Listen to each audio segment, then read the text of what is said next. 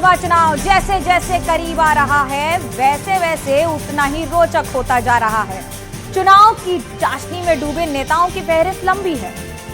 हर कोई इस चाशनी से सत्ता का स्वाद चखना चाहता है, लेकिन कहते हैं ना, सत्ता उसे ही मिलती है जिसके वादों में दम होता है। और इस फहरिस्त में नाम सबसे ऊपर आता है उत्तर प्रदेश के मुखिया योगी आदित्यनाथ का, जिनका सनातन के प्रति झंडा बुलंद करना आज हर भारतवासी को मानो भास आ रहा है। उन्होंने राजनीति में इस्लाम और हलाल को लेकर ऐसी तान छेड़ी कि इसका असर अब बिहार चुनाव पर देखने को मिल रहा है। इसी के चलते अब कहा जाने लगा है कि योगी ने बिहार के चुनाव में अपना टारगेट सेट कर लिया। देखिए ये रिपोर्ट।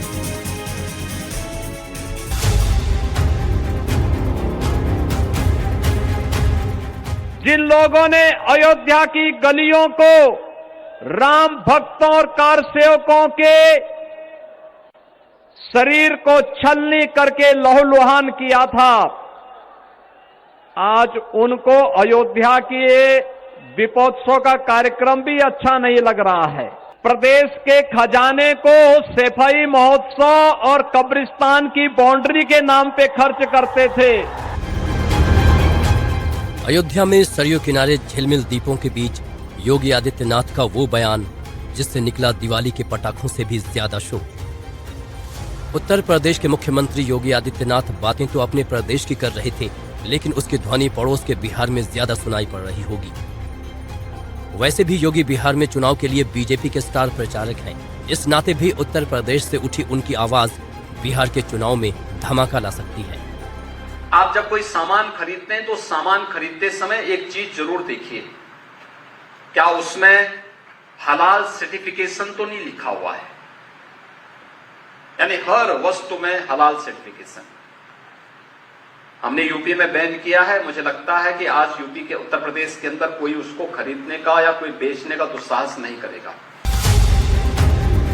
अगर पिछले कुछ दिनों के योगी आदित्यनाथ के भाषणों को आप गौर से सुने तो उसमें राम भक्त है, बाबर है, हलाल है, छांगुर है, राणा प्रताप और शिवाजी है और राजनीतिक इस्लाम है। और ये सारे शब्द चुनावी मौसम में राजनीतिक ध्रुवीकरण का जरिया बन सकते हैं। राजनीतिक इस्लाम की कहीं चर्चा नहीं होती। जिसने आस्था पर कुठाराघात किया, यानी ब्रिटिश उपनिवेशवाद के खिलाफ हम लड़े थे, हमारे पूर्वज लड़े थे, बड़ी बड़ी लड़ाइयां लड़ी थी। छत्रपति शिवाजी महाराज को, गुरु गोविंद सिंह जी महाराज को, महाराणा प्रताप को, महाराणा सांगा को हम इसी बात के लिए स्मरण करते हैं। लेकिन ये राजनीतिक इस्लाम वही है जो छांगुर के रूप में डेमोग्राफी को चेंज करके राष्ट्र माता के टुकड़े टुकड़े करने की मंशा के साथ कार्य कर रहा है। अगर 2020 में बिहार विधानसभा चुनाव को देखें तो वहां बीजेपी की जीत का पैटर्न बहुत चौंकाने वाला दिखता है। बिहार के जिन 13 जिलों में मुस्लिम आबादी का दबदबा है, वहां एनडीए ने 69% सीटें जीत ली, यानी 68 सीटें, जबकि महागठबंधन को 26% सीटें ही मिली, यानी 26 सीटें।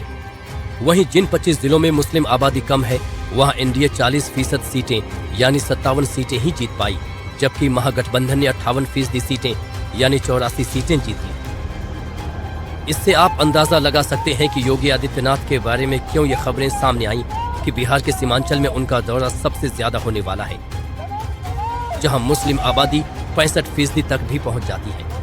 कालनेमी, ताड़का और शूरपंखा, ये 3 जो पात्र हैं रामायण कालखंड के, इनकी प्रासंगिकता समाज तोड़ने के बारे में वह हर युग में रही है और वह हर युग में उस रूप में अपनी मौजूदगी से अपने षड्यंत्रों को अंजाम देने के लिए तैयार करते रहे। हमें आज भी उस दुष्प्रवृत्ति से अपने को सचेत रखना पड़ेगा, जो भोली भाली जनता को बहकाने का काम कर रहे हैं, जो आपके परिवारों के अंदर घुस करके हिंदू बेटियों के साथ छल कपट करके, प्रपंच करके खिलवाड़ करके करने का कुत्सित कार्य कर रहे हैं। आपने अभी देखा होगा कैसे छद्म नाम पर ये लोग कार्य करते हैं। वह छद्म नाम आपने अभी विगत दिनों देखा होगा बलरामपुर जिले में, उत्तर प्रदेश के बलरामपुर जिले में जलालुद्दीन उर्फ छांगुर के षड्यंत्रों को आपने देखा होगा। किस रूप में वह व्यक्ति कालनेमी बन करके उस पूरे क्षेत्र में षड्यंत्रों को अंजाम दे रहा था। लेकिन वोट का गणित सिर्फ हिंदू बनाम मुसलमान के खेल तक सिमटा नहीं है, बल्कि हिंदू वोटों को जोड़ने के लिए नए तरीके भी निकल रहे हैं। अयोध्या में दीपावली के अवसर पर मुख्यमंत्री योगी आदित्यनाथ की देखरेख में 20 लाख दिए जले।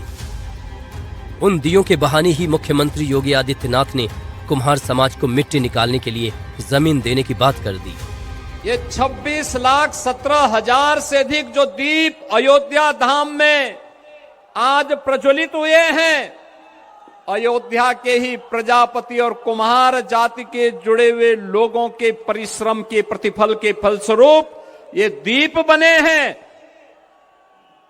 ये लोग नहीं चाहते थे कि इन लोगों को एक काम मिले। लोक कल्याण के इस काम का एक सिरा बिहार के चुनाव से जुड़ सकता है कि बिहार में कुम्हार अति पिछड़े वर्ग में आते हैं।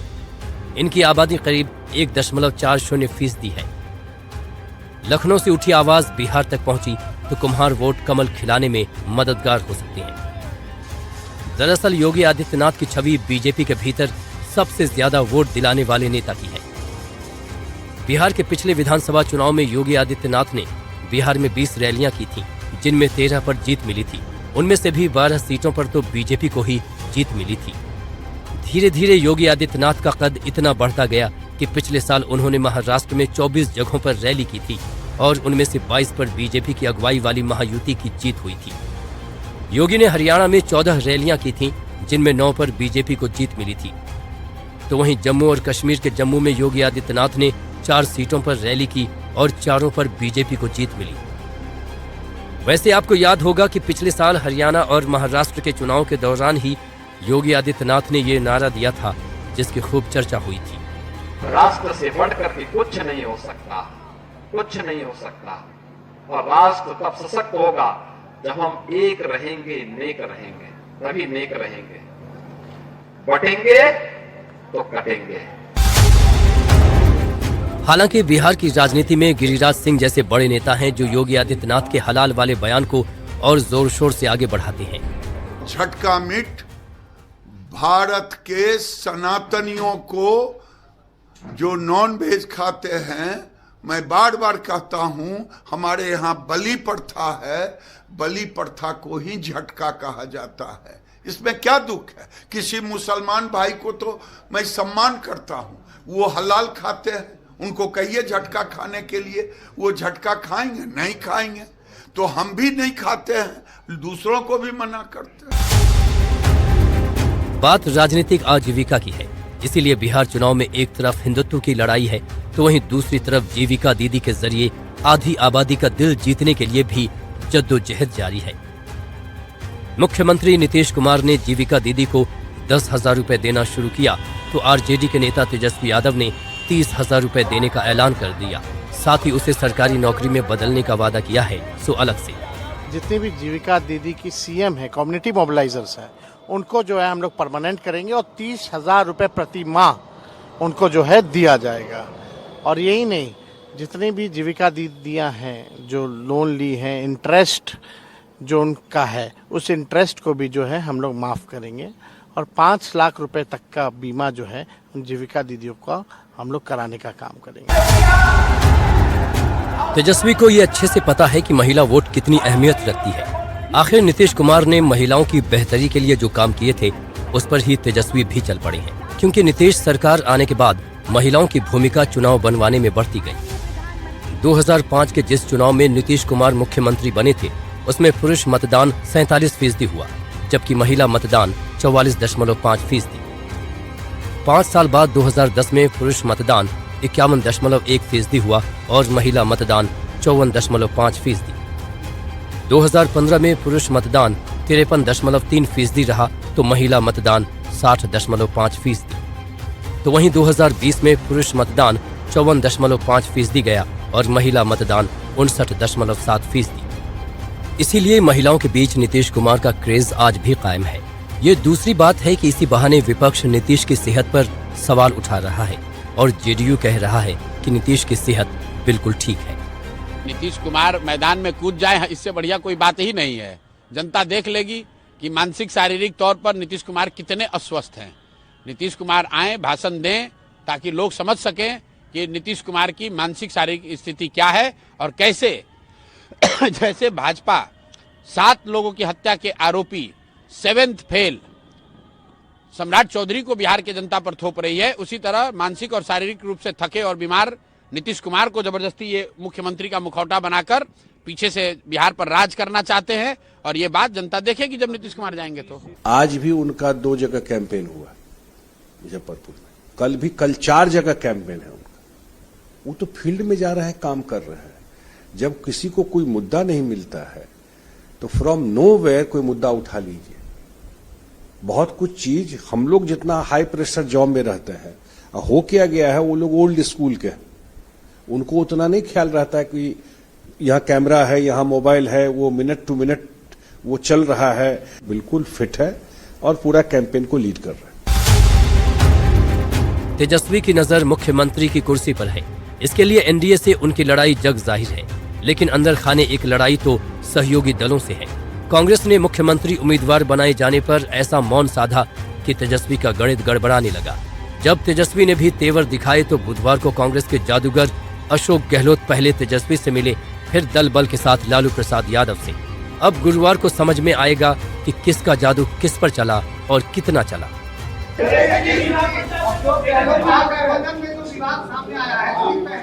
कोई विवाद नहीं है, कल बात करेंगे, कल आप लोगों को सबका जवाब मिलेगा। ऐसा माहौल बना दिया पूरे प्रदेश में, महागठबंधन में झगड़े हो गए हैं। कोई झगड़ा नहीं है, सब मिलके ही कैंपेन करेंगे और सब मिलके ही काम करेंगे और जीत के आएंगे, ये माहौल बना है। मुख्यमंत्री का सवाल तो एनडीए में भी बना हुआ है कि चुनाव के बाद नीतीश कुमार मुख्यमंत्री रहेंगे या नहीं। जेडीयू अपने नेता की दावेदारी को कमजोर करना नहीं चाहती, इसीलिए उसके दबाव में प्रदेश बीजेपी भी नीतीश कुमार को अपना चेहरा मान रही है। पहले जेडीयू के कार्यकारी अध्यक्ष संजय झा ने कहा कि चेहरा तो नीतीश ही है।